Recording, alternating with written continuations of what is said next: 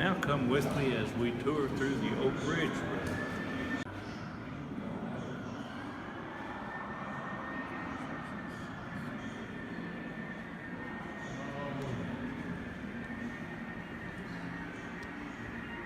As we enter the Oak Ridge room, the first thing you see are references back to the beginning of World War II and the things that brought that awful war into being. And then the discussion quickly turns to the splitting of the atom, to the separation of uranium, and the need for the Manhattan Project with General Groves.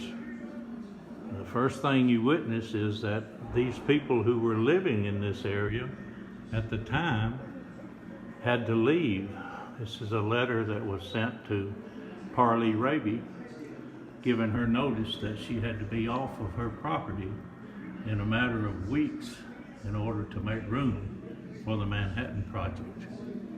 These people, some 3,000 of them, had to get off of 60,000 acres in just a matter of days in some cases in order to make room for the Manhattan Project.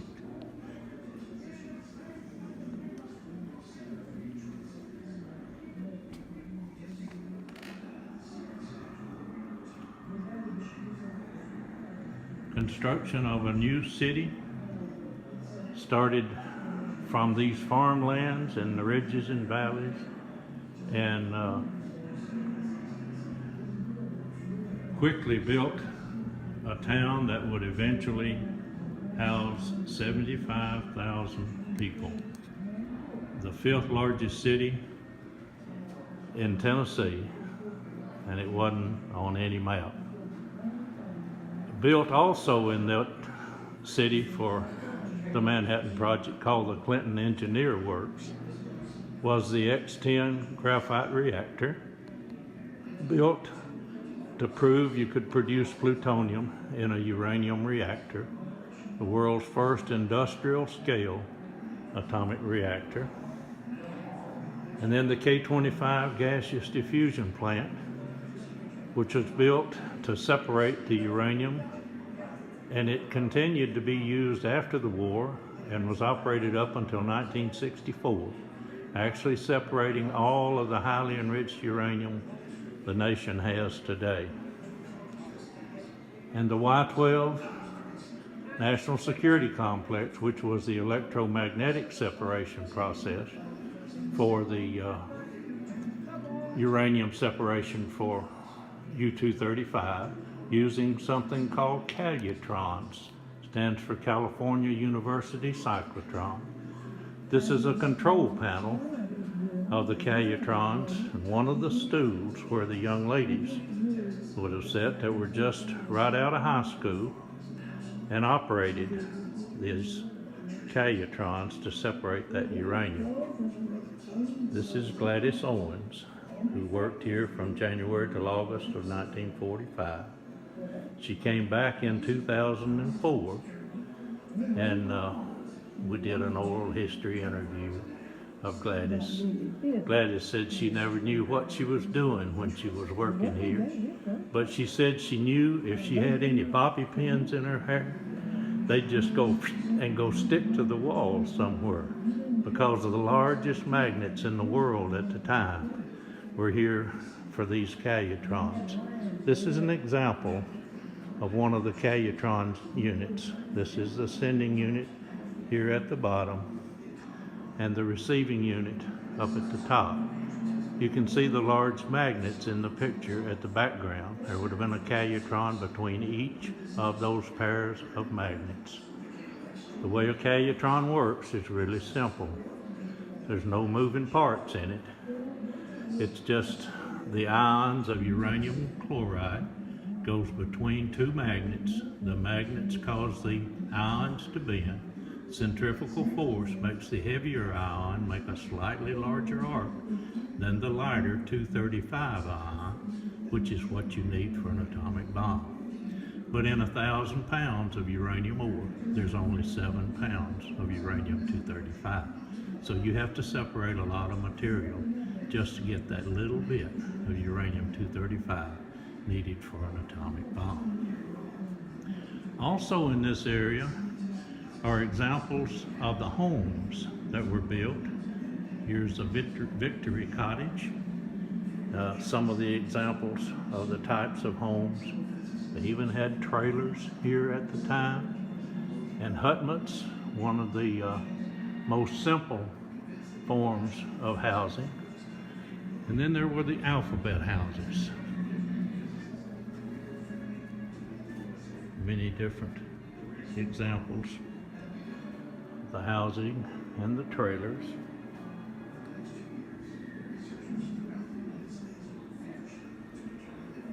And the construction. And the muddy streets.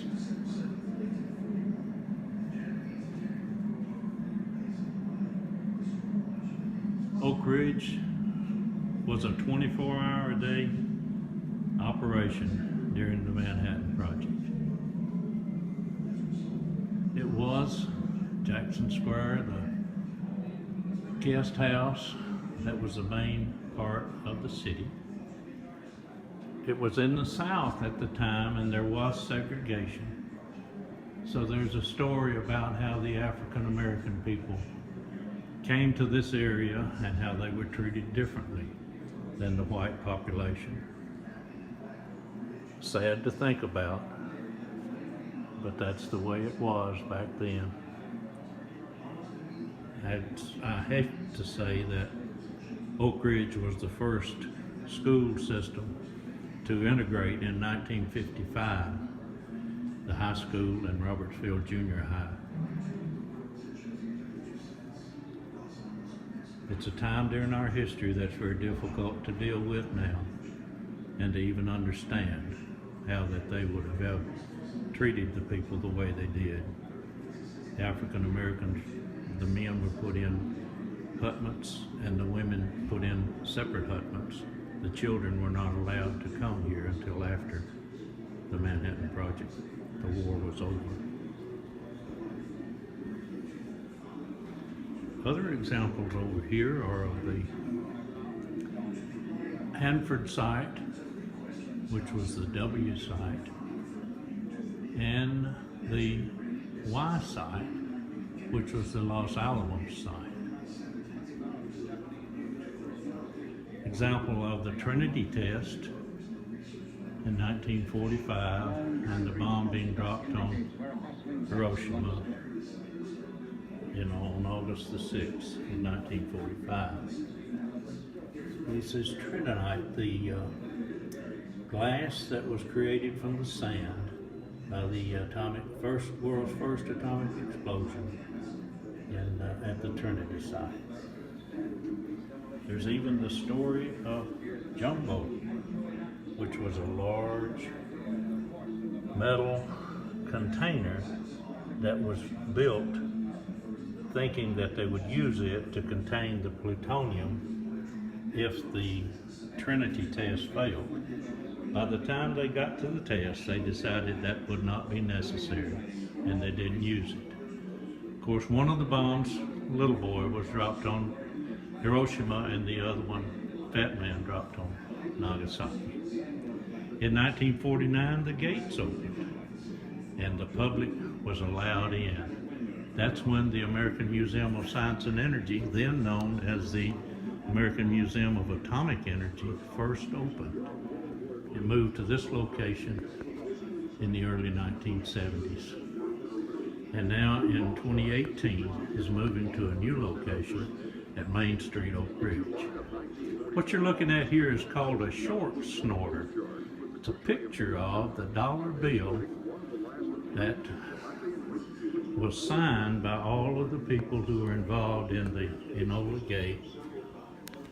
And this is the actual dollar bill and the signatures. An example of the kind of artifacts that exist here in the American Museum of Science and Energy. There's also a great exhibit about Ed Westcott. His photography, if we didn't have Ed's photographs, we would not be able to tell our history nearly as well as we do.